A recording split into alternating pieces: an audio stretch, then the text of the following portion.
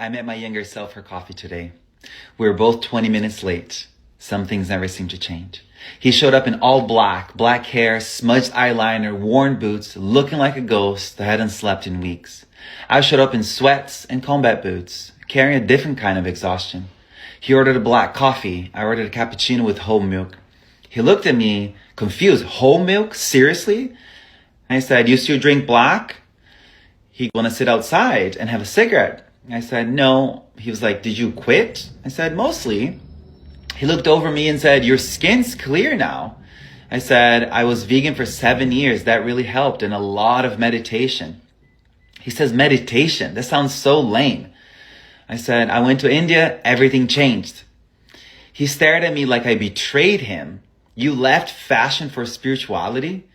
I didn't have a choice, I said. It was either change or not make it. He went quiet and asked, the suicidal ideation? I said, it almost took us out not that long ago. For the first time, he cracked open. His eyes filled with tears. He said, I hate New York. Voice breaking, I just want to live.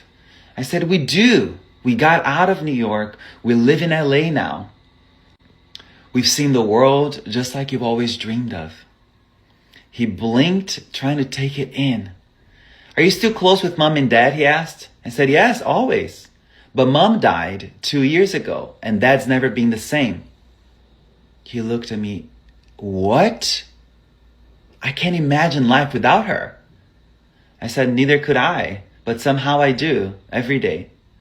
He lit another cigarette and asked if I wanted it. And I hesitated, then I took it. We stood outside in silence, watching the smoke dissolve into the sky. If you ever want to know how she died, I started, and he cut me off. No, I can't. Not yet. Have you found someone you love? He asked. Like a kid asking if magic was real. I said, yes. We live together. We're building a life, planning a marriage. He smiled for the first time, a real smile. In work, what do you even do? I said, I help people feel safe in their bodies. He laughed, almost spitting out his coffee.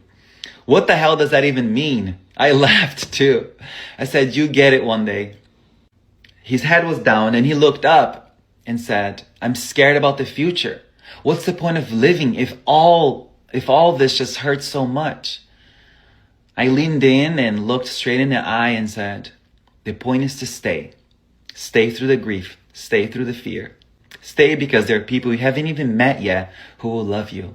Stay because the world cracks open in ways you can't even imagine when you don't give up on yourself.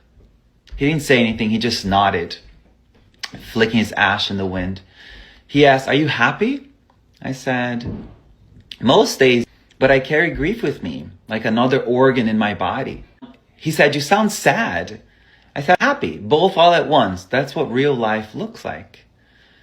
Before he turned to leave, I stopped him and said one last thing. Stop living for their approval. Stop performing. Start living for yourself. Start loving yourself like your life depends on it, because it does. He nodded and stuffed his hands into his pockets and walked away. I sat there smoking that cigarette, wondering, what are we going to talk about 7 years from now?